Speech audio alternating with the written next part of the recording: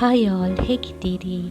ಇವತ್ತು ನಾನು ನನ್ನ ಇಯರಿಂಗ್ ಸಂಗ್ರಹಣೆ ಬಗ್ಗೆ ನಿಮಗೆ ವಿಡಿಯೋದಲ್ಲಿ ತೋರಿಸ್ತಾ ಇದ್ದೀನಿ.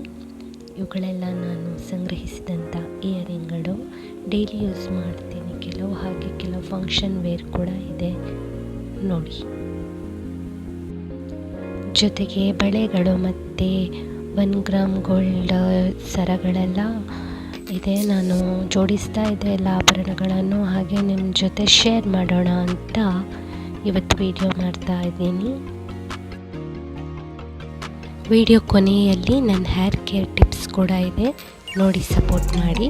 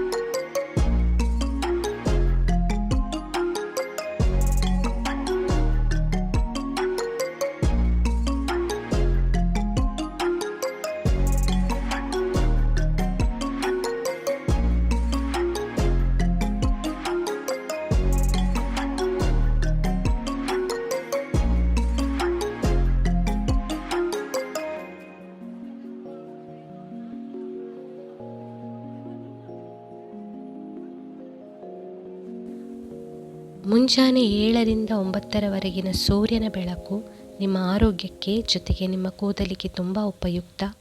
ಇದು ಕೂದಲುದುರುವ ಸಮಸ್ಯೆಯನ್ನು ತಡೆಗಟ್ಟುತ್ತದೆ.